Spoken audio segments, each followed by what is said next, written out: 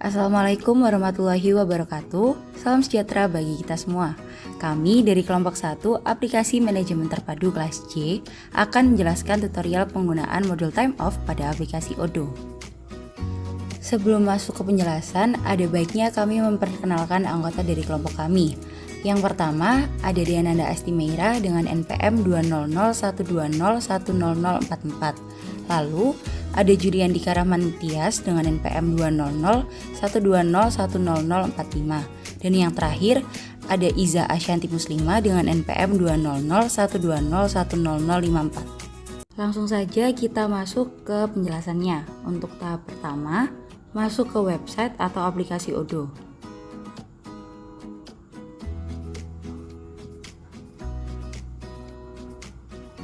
Lalu masuk ke akun kalian dengan menggunakan email dan juga password.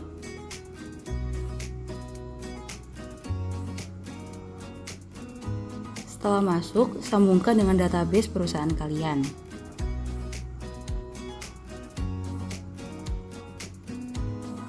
Selanjutnya, di homepage Odoo, pilih menu apps untuk menginstal modul dari time off.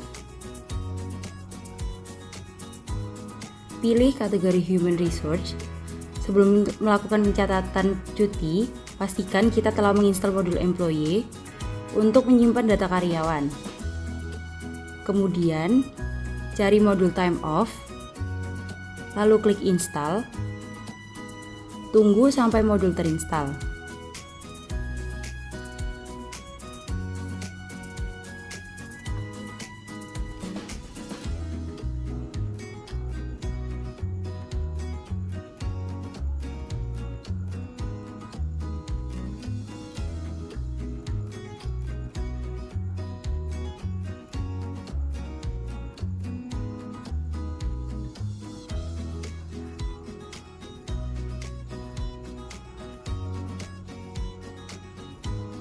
Setelah modul terinstall, maka akan muncul di halaman utama pada aplikasi Odoo. Nah, di perusahaan kami memiliki 5 karyawan. Untuk membuat cuti karyawan, masuk ke time off. Lalu klik configuration.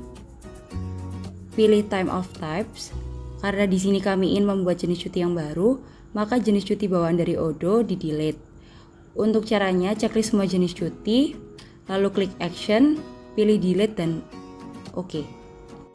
Untuk membuat jenis cuti yang baru, pilih create, lalu isi jenis cuti sesuai dengan yang dibutuhkan. Untuk yang pertama, kami membuat jenis cuti tahunan. Untuk approval, pilih by employee approver. Untuk responsible time off, pilih manajer. Pada perusahaan ini, manajernya bernama Dea. Pilih warna penanda logo sesuai dengan jenis yang diinginkan.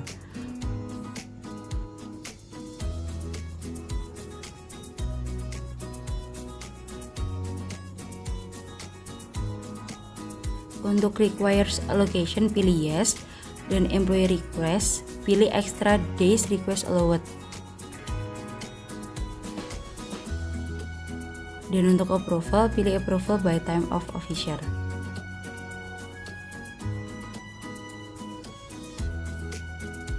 Lalu klik create. Untuk selanjutnya, kami membuat jenis cuti hari besar. Secara keseluruhan, langkahnya sama seperti tahap yang pertama. Hanya saja merubah jenis cuti, warna penanda, dan logo yang digunakan.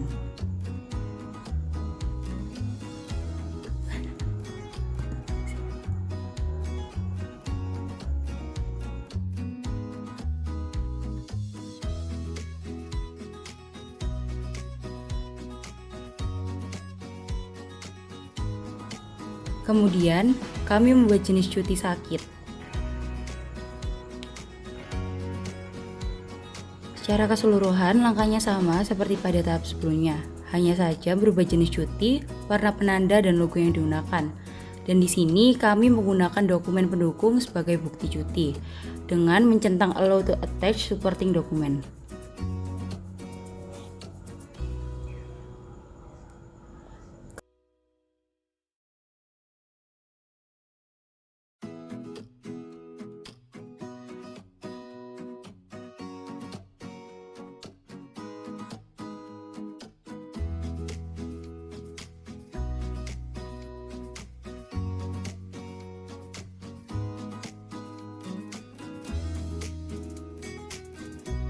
Kemudian kami membuat jenis cuti baru, yaitu jenis cuti bersalin.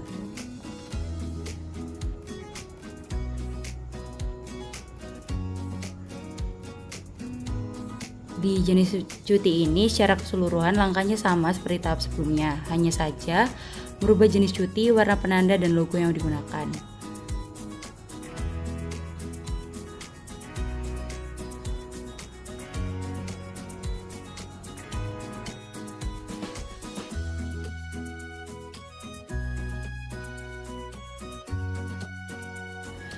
Dan yang terakhir, kami membuat jenis cuti menikah. Secara keseluruhan, langkahnya tetap sama seperti pada tahap sebelumnya, hanya saja merubah jenis cuti, warna penanda, dan logo yang digunakan.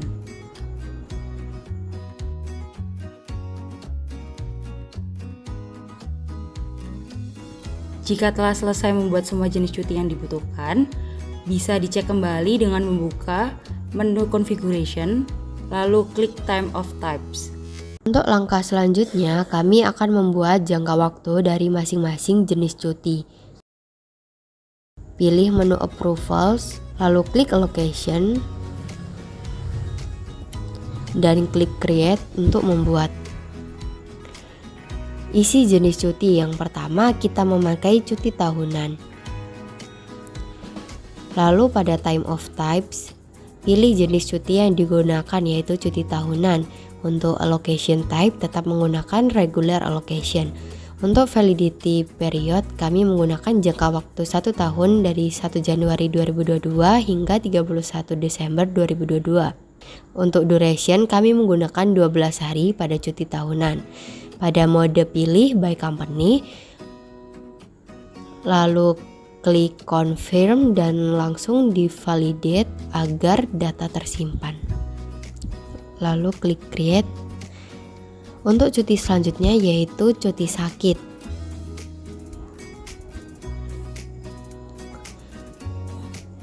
Cara pengisiannya sama seperti jenis cuti sebelumnya, hanya berbeda pada time of type dan durasi cuti.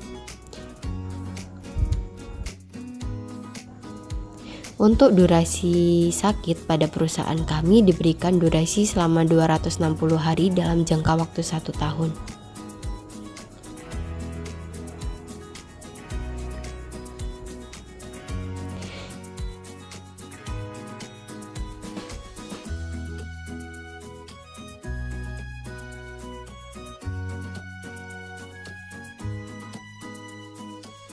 Selanjutnya yaitu cuti bersalin.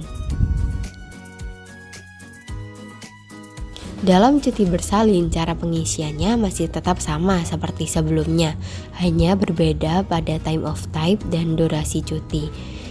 Pada cuti bersalin, kami menggunakan durasi 66 hari.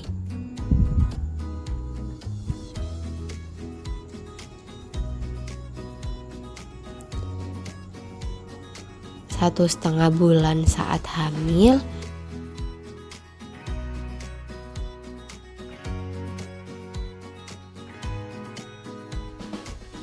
satu setengah bulan setelah melahirkan.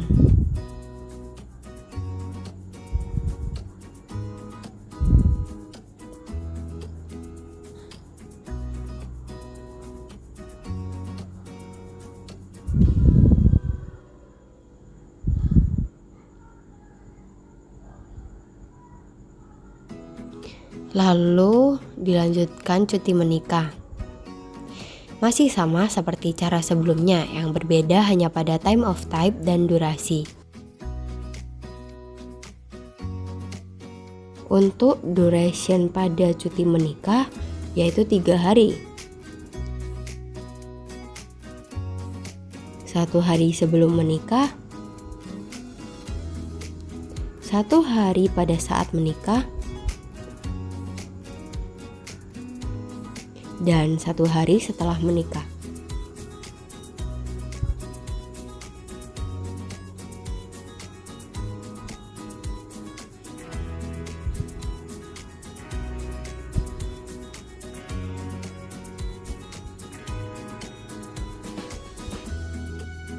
Yang terakhir yaitu cuti hari besar.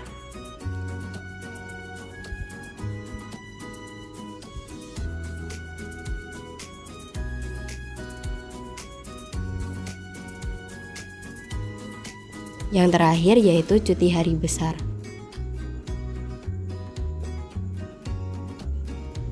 Sama seperti cara sebelumnya, yang berbeda hanyalah pada time of type dan duration.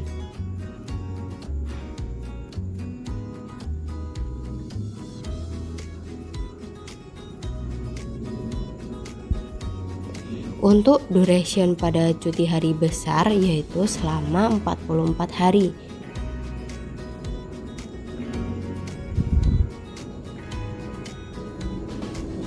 Pada hari raya Idul Fitri, hari raya Natal,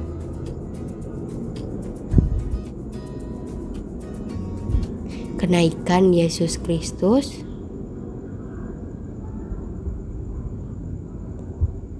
Maulid Nabi Muhammad,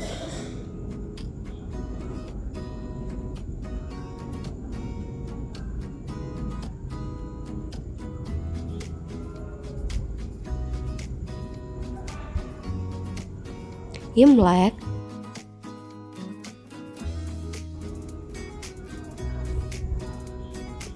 Hari Raya Waisak, dan lain-lain.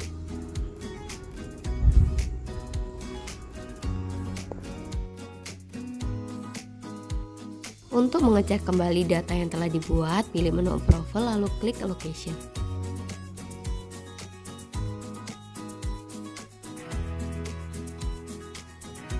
Oke, kemudian kita pilih Approval, lalu klik Time Off dan Create.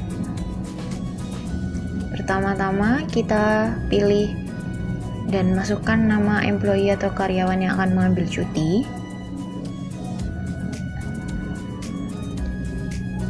Lalu kita pilih time of type-nya atau jenis cuti yang akan diambil. Lalu kita masukkan tanggal untuk pengambilan cutinya.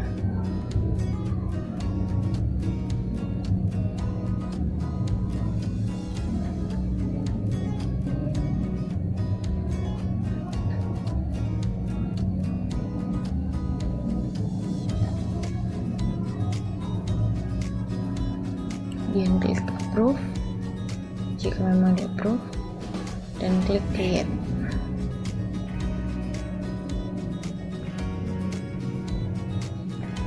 Lalu kemudian kita pilih kembali nama karyawan atau employee yang akan mengambil cuti. Kita pilih cuti yang akan diambil, lalu kita masukkan tanggal pengambilan cutinya.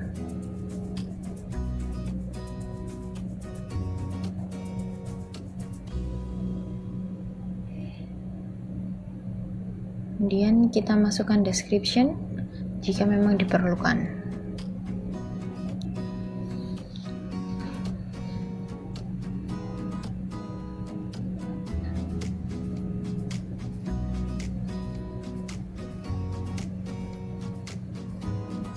Lalu kita klik Create.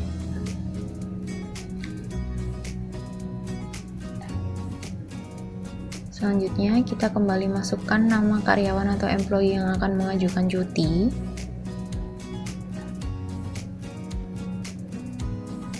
Lalu kita pilih time of type-nya atau cuti yang akan diambil.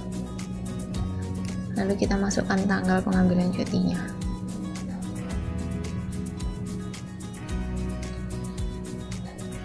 Lalu kita klik Create.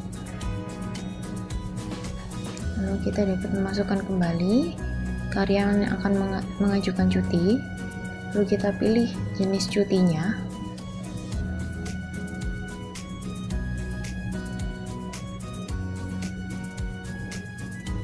Kita pilih tanggal pengambilan cuti.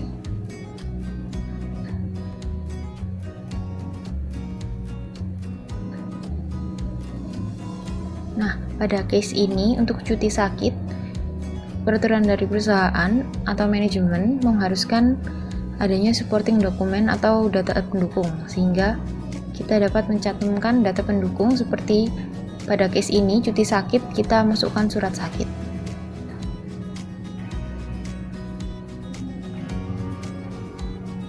Lalu kita klik Approve dan Create.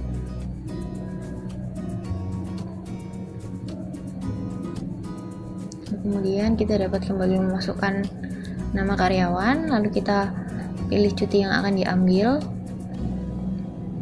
Kita masukkan tanggal pengambilan cutinya.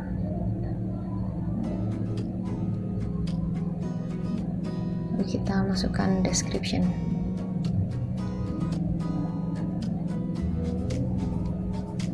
Kita klik approve dan kita kembali kepada time off. Nah, sini kita dapat melihat cuti-cuti yang diajukan.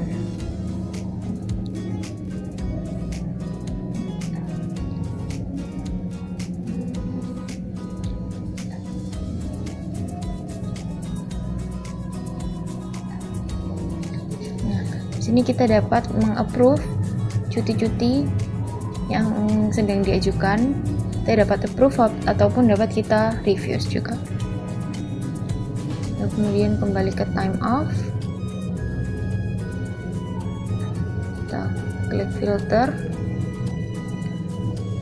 Kita dapat mengecek cuti-cuti yang sedang diajukan. Nah, kita pastikan semuanya terapprove jika memang di-approve ya. Nah, di sini kita dapat melihat kalender atau tabel cuti dari karyawan-karyawan kita, sehingga kita dapat mengaturnya dengan lebih mudah.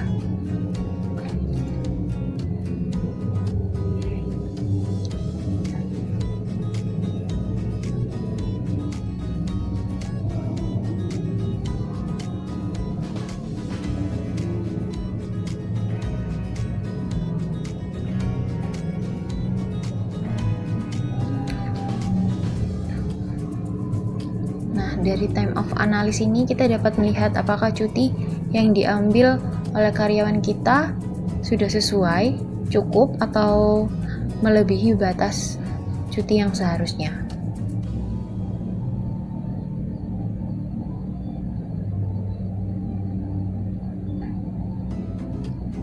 Kita juga dapat melihat pengajuan cuti per karyawan.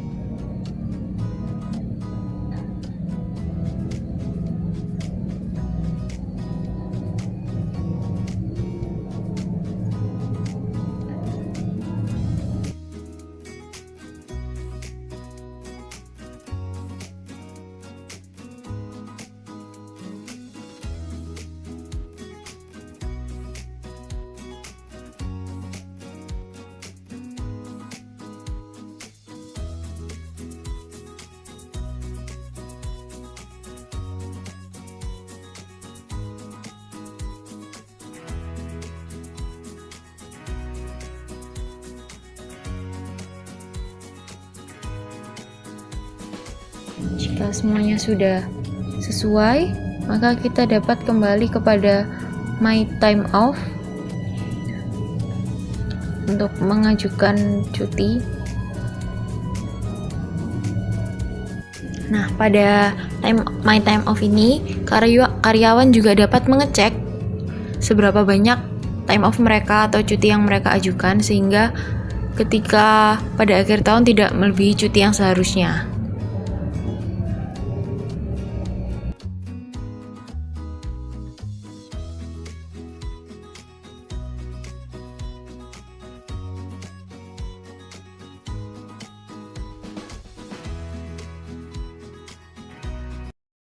Sekian dari kelompok kami, semoga bermanfaat. Mohon maaf apabila ada kesalahan pengucapan. Terima kasih. Wassalamualaikum warahmatullahi wabarakatuh.